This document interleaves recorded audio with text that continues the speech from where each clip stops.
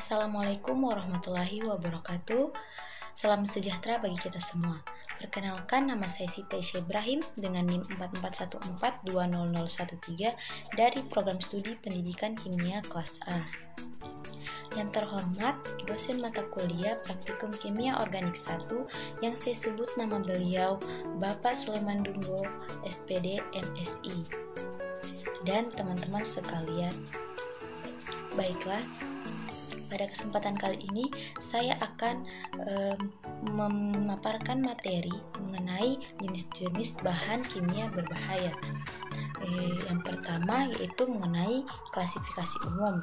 Yang kedua, dampak bahan kimia terhadap kesehatan.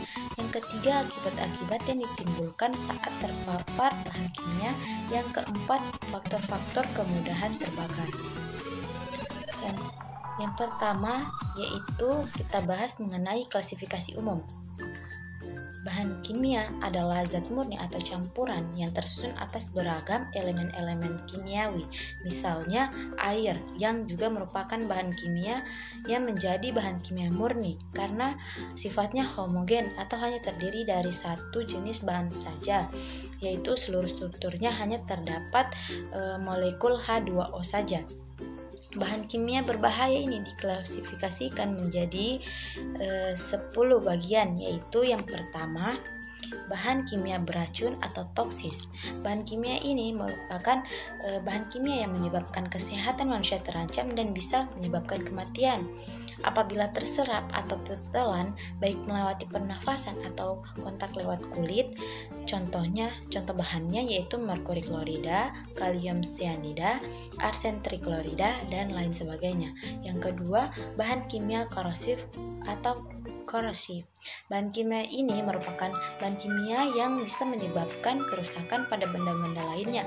Contoh bahan kimianya yaitu asam sulfat, asam klorida, asam asetat, dan lainnya. Kemudian yang ketiga, bahan kimia yang mudah terbakar atau flammable.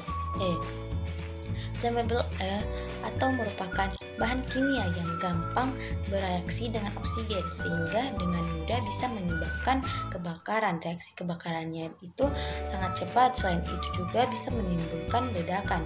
Contoh bahan kimianya yaitu seperti fosfor putih, hidrida, asetilin, benzena, dan lain sebagainya.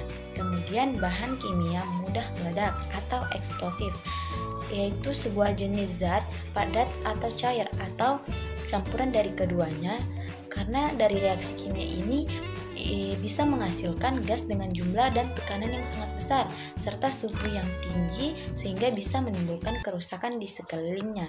Contohnya adalah dinamit, dibenzoil peroksida, dan lain sebagainya.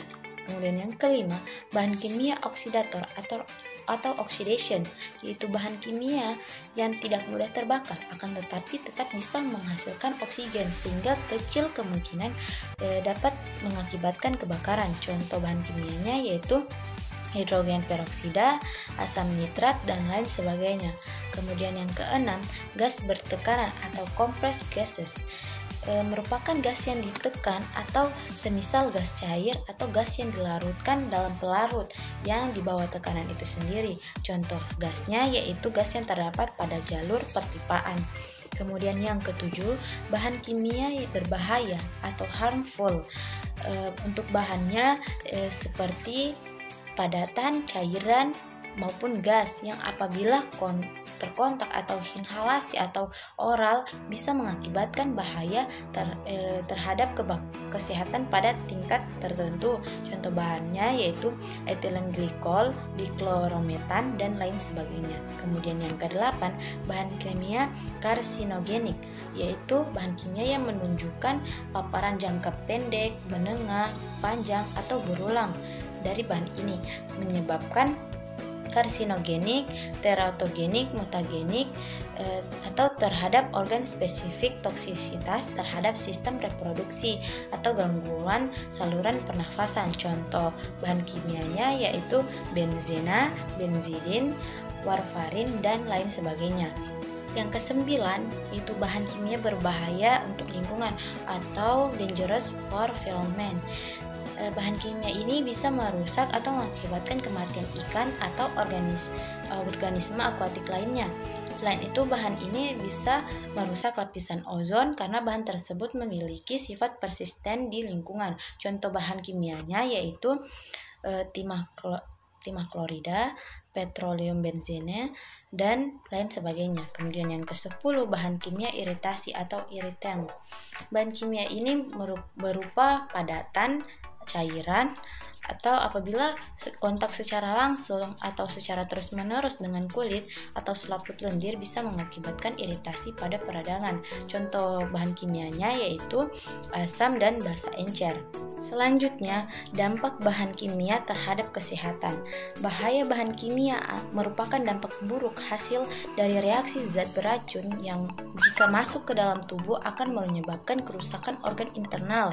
Bahan kimia berbahaya telah ada dan digunakan dalam kehidupan sehari-hari yang jika dipakai dengan skala kecil atau besar dan dikonsumsi secara teratur atau sering, maka di masa depan nanti dapat menimbulkan kelainan jaringan tubuh. Seperti yang pertama, menyebabkan iritasi, yaitu jika terjadi luka bakar setempat akibat kontak atau bahan kimia dengan bagian-bagian tubuh tertentu seperti kulit, mata, atau saluran pernapasan. Kemudian menyebabkan korosif, yaitu kerusakan jaringan. Dan yang ketiga, menimbulkan alergi, tampak sebagai bintik merah kecil atau gelembung berisi cairan atau gangguan pernapasan berupa sesak-sesak, nafas tersumbat, dan napas pendek terutama pada malam hari. Kemudian yang keempat, menyebabkan sulit bernapas, seperti tersyekik atau asphyxian karena kekurangan oksigen akibat diikat oleh gas inert, seperti nitrogen dan karbon dioksida. Kemudian yang kelima, menimbulkan keracunan sistemik karena bahan kimia yang dapat mempengaruhi bagian-bagian tubuh, diantaranya merusak hati, ginjal, susunan saraf, dan lain-lainnya. Kemudian yang keenam, bahaya bahan kimia yang ada pada produk seperti sodium nitrit. Sodium nitrit ini berupa garam yang berwarna semu kekuningan yang bisa berbentuk bubuk, kristal, maupun bongkahan. Jika kita mengonsumsi zat ini dalam kadar yang tinggi dan dapat bersifat karsinogenik, yaitu dapat menyebabkan keracunan. Kemudian sakarin yaitu berbentuk bubuk halus berwarna putih.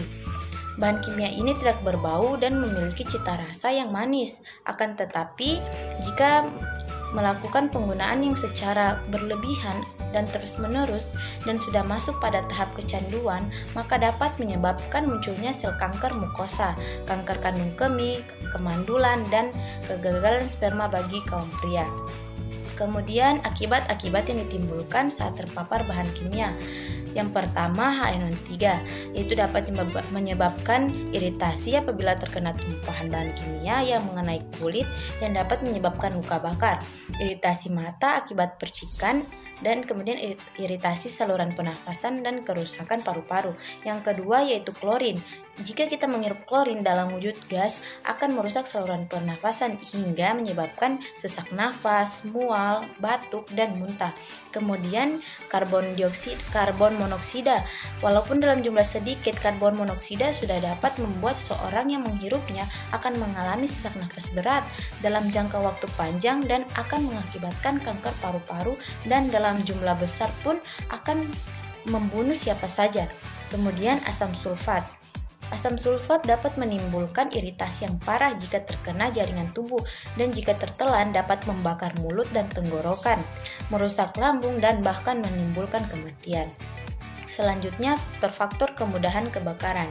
Yang pertama, adanya bahan bakar, yaitu bahan yang dapat bereaksi hebat dengan oksigen yang dapat menimbulkan gejala berupa api. Bahan bakar dapat berupa zat padat atau zat cair dan gas. Kemudian kedua, adanya oksigen. Biasanya dari udara sekitar 1/5 udara adalah oksigen, tetapi dapat juga berasal dari bahan kimia yang bereaksi sambil menghasilkan oksigen. Oksigen inilah yang nantinya bersenyawa atau bereaksi dengan bahan bakar jika suhu mencapai tinggi tertentu.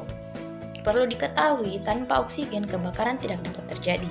Kemudian yang ketiga, yaitu kalori yang cukup mengakibatkan suhu naik mencapai suhu tertentu yang disebut suhu penyulutan atau ignition temperature. Di bawah suhu ini, reaksi oksidasi disertai cahaya tidak dapat terjadi. Sekali reaksi terjadi, energi kalori yang ditimbulkan oleh reaksi biasanya sudah mencukupi untuk mempertahankan reaksi, yang berarti mempertahankan kebakaran sampai bahan bakar atau oksigen habis. Baiklah, itulah pemaparan materi dari saya.